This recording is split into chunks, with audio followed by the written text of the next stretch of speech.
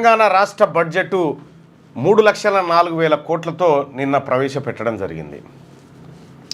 ఇక అన్ని పత్రికలలో ఇది పేదల బడ్జెట్, ఇది రూరల్ బడ్జెట్, అద్భుతం, ఇది ప్రగతి పద్దు, ఇక రకరకాలు రాసుకొచ్చారు అనుకోరాదు.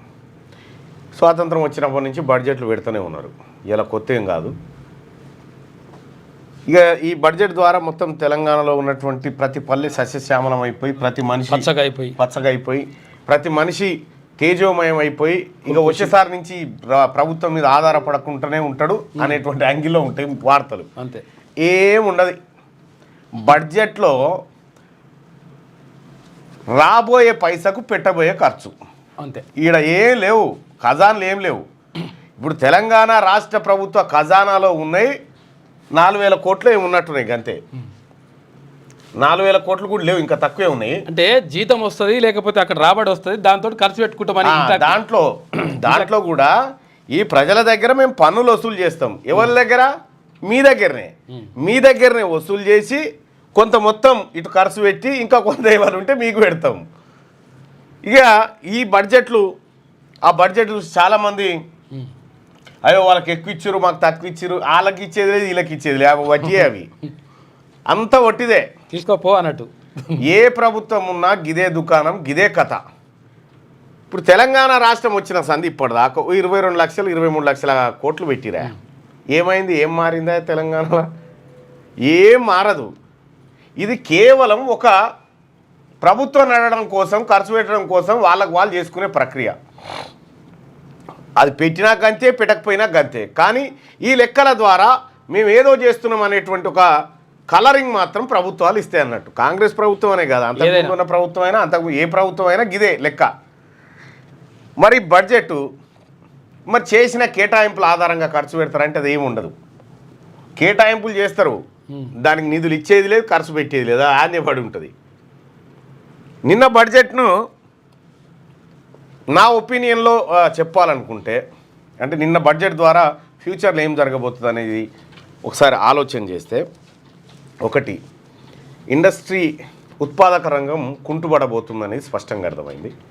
రెండోది, వ్యవసాయ రంగం పైన దాదాపు 46-47% మంది ప్రజలు వ్యవసాయ రంగం పైన డిపెండ్ అయ్యారు. దానికి కేటాయించినటువంటి నిధులను చూస్తూ ఉంటే వ్యవసాయ రంగం కూడా భవిష్యత్తులో ఖతమయ్యే కార్యక్రమం కనిపిస్తూ ఉంది.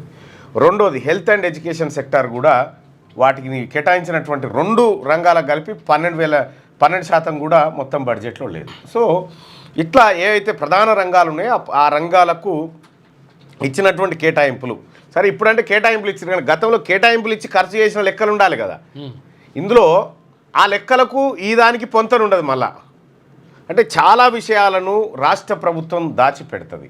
సో ఇప్పుడు ఆ కాగ్ నివేదిక ఏందో ఆ సభలో పెట్టిన తర్వాత అది కొంత తెలుస్తుంది ఏం జరిగింది, ఏం కథ అనేది. సో మొత్తానికైతే ఈ బడ్జెట్లో భారీ హెడ్డింగులు చూసి జనం అల్లాడిపోయి ఆనంద డోలికలలో మునిగేరు. ఇవి ఏమి ఉండదు. ఇటువంటి బడ్జెట్లు ఈ స్వాతంత్రం వచ్చినప్పటి నుంచి పెడతానే ఉన్నారు, ఇలా కొత్త కాదు. మరి ఈ పత్రికలు మరి ఇట్లెందుకు రాస్తున్నాయి మళ్ళీ అంటే అదో కథ. ఈయన రాశాయని ఆయన రాశాయని ఆయన రాశాయని ఈయన. అయ్యో మేము రాయకపోతే మేము వెనకబడతామేమో అని ఈయన.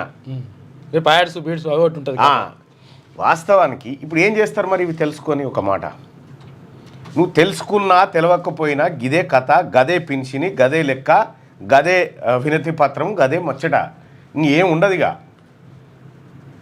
కానీ ఒకటైతే నిజం ఏంటంటే, ప్రభుత్వము తన దగ్గరకు వచ్చినటువంటి డబ్బును విచ్చలవిడిగా ఖర్చు పెట్టకుండా ఏదానికి ఎంత అని ఒక కేటాయింపులు ఉంటాయి చూడు, అట్లా ఇస్తారన్నట్టు.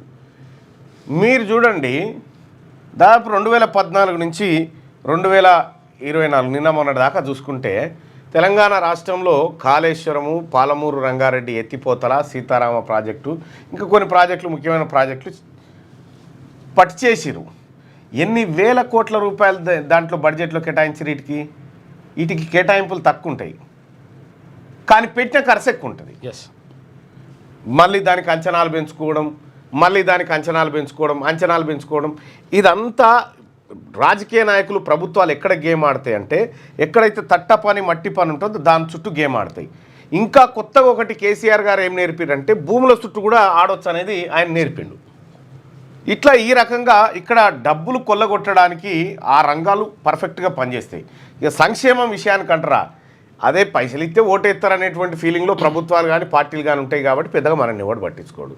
ఇక తెలంగాణ రాష్ట్రంలో పెట్టినటువంటి బీసీల బడ్జెట్ మీద చాలా ఆందోళన వ్యక్తం చేస్తూ ఉన్నారు. ఇప్పుడు ఆందోళన ఓకే, కానీ ఇదివరకు కేటాయించి ఖర్చు పెట్టింది ఎంత? 61% కూడా ఖర్చు పెట్టలే. సో ఆ లెక్కలు మళ్ళీ నేను రేపు మండల్లో మాట్లాడతాను. కానీ మార్నింగ్ న్యూస్లోకి వెళ్దాం రారి. లేటెస్ట్ న్యూస్ తెలుగు మరియు ఇంగ్లీష్ అప్డేట్స్ కోసం ఇప్పుడే క్యూన్యూస్ అఫీషియల్ యాప్ని ప్లేస్టోర్ నుండి డౌన్లోడ్ చేసుకోండి. సరికొత్త సమాచారాల కోసం క్యూన్యూస్ వెబ్సైట్ని ఫాలో అవ్వండి. ఛానల్లో ప్రాంతీయ, జాతీయ, అంతర్జాతీయ వార్తలు వీక్షించండి. లైక్ చేయండి.